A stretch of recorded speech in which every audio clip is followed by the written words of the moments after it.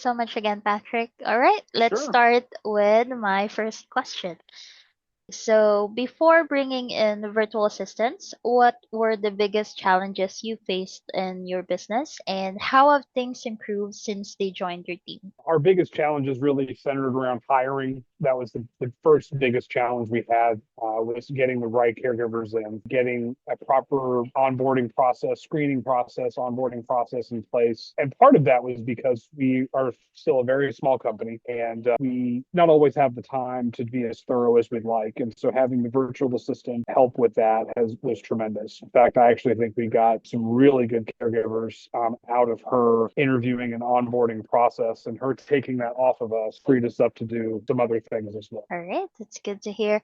Well, when you first thought about hiring VAs from overseas, were there any concerns or doubts you had? How did we help you feel more confident about moving forward? I did have some concerns just about communication abilities, things like that. But honestly, we found a good role within our company for our VA that was able to work within that, work with interviewing and onboarding caregivers, as well as outbound communication to caregivers, scheduling, things like that she helped with. And then when our needs shifted, when we did need someone to help a little bit more on the sales and marketing side, you guys were very responsive to have to find us a caregiver that had a slightly different communication style, a little bit of a better communication style with customer facing services. All right, thank you so much for that, Pat. Now, regarding the onboarding experience, how did you feel about the process? Was there anything about it that stood out to you or that made things easier for you? I think having a point person, having Reggie on involved from the beginning, in terms of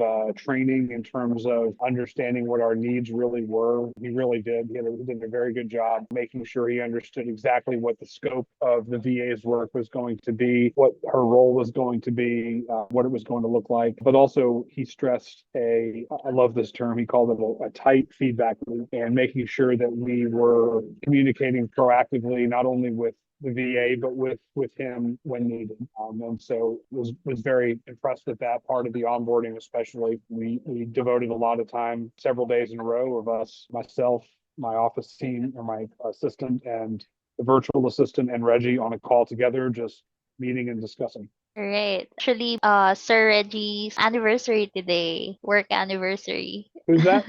It's Sir Reggie's work Oh, anniversary today with ABS. oh, no, When you mentioned his name, oh my gosh, I can't wait to yeah. share this with them. All right, for my next question, Patrick, how have the reports we provide, the end of day, end of week updates, and the SOPs made the difference for you? Have they helped with keeping things organized or improving workflows? Yeah, I think the end of day reports are probably the most helpful out of everything. We utilize a lot of reporting functions inside of our CRM, inside of our messaging. We use a lot of Teams messaging, but the end of day report helps me, especially if it's the day where I haven't really been able to connect as much with the VA face to face like this. It's been very helpful to see what were the priorities worked on for the day. She gave us actually, we've used your format. Now have my office assistant, Rebecca, doing the exact same format because I love it. It's kind of an hour by hour breakdown, how we spend our time.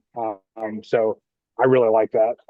So I think the end of day reports out of everything was probably the most helpful. Right. With end of day reports, it's very important for us to let the clients know how you spend your 8 hours or how much we provide or how productive we are during those 8 hours that you pay.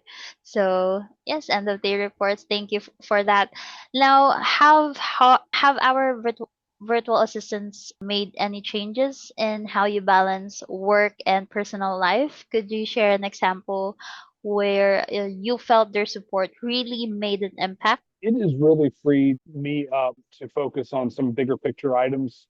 I will say that we've had just a few instances where Rebecca and I have both had to be gone for a day or so, or I'm tied up with an all-day meeting or some type of event, and our VAs have been able to handle it, where we're not having to worry as much about incoming calls and things like that happening during the time that we're tied up in meetings. Right, that's good to know. Personally, I'm sort of still in the startup phase of this business, so I do have a personal life, but it's still pretty, like I said, still a lot of work all the time. So if our VA freed us up, and she did, and both of them did, but it was more of an opportunity to get other things done. Yes. I'm not sure if you've tried attending Mr. Genius webinar. It's one of the highlights. Is it the delegation one? Yes. I haven't attended the webinar, but one of the reasons we connected in using your company was through a podcast that she was on that I really enjoyed. All right. That's good to hear. Thank you. One more thing. How has it been working with the VAs in terms of communication? Do you feel like they've integrated well with your team and the workflow? I do. Yeah, I actually both of them did a great job being part of the team, being part of, and we did a pretty good job, I think, keeping everybody together. What I mean by that is, I have some business coaches that really helped me on on this, and they were just like, with virtual assistants, they've got to be part of the same team. So right now we have a weekly meeting, at least once a week, where all of us are on the call together, not just, hey, we're in person and then we have the person that's VA. We're trying to all be together, so we're communicating, we're sharing wins. So I would say that it's been pretty good in terms of integration with our team, and my office gets some credit for that because we were really very intentional to try to make sure that the virtual assistant didn't feel like a virtual assistant, if that makes sense, because we know that can happen where we're just outsourcing the calls or we're outsourcing this. They would be in meetings with us, even for things that may not necessarily fall under their scope, but just so they know what is happening within the company. And I think that's been very good. All right, that's thank you for that, Patrick. One thing that we always remember as VAs and as VAs that was mentored by Mr. Gina is over communication is so much better than under. Exactly. Absolutely right. Yeah, we over communication is always my preference. That's for sure. All right, Patrick, my last question, the Mm-hmm. million-dollar question. If another home care business owner was on the fence about hiring virtual assistants, what would you say to them? What would you tell them about how we've helped you and your team?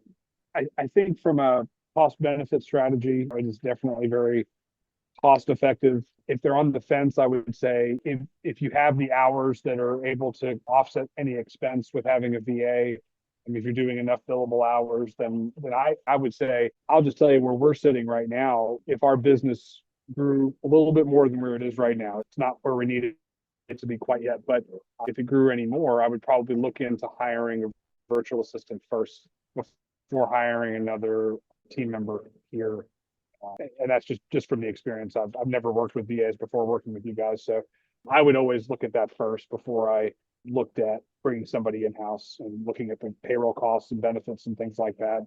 And I think as long as you've got the right idea for them and the right scope of what they can be working on, and you're very clear about communicating that with the company, then I think it's a really good idea just to see if it works. I still think there's things that we probably didn't do that we could have done that are outsourcing even more of the office responsibilities.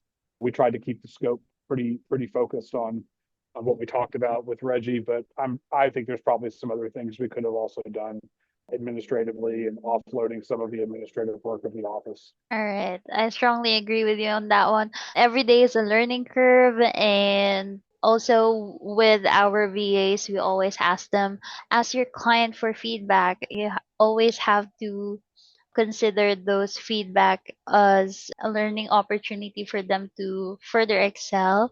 We don't only need to meet their expectations, we have to exceed them. So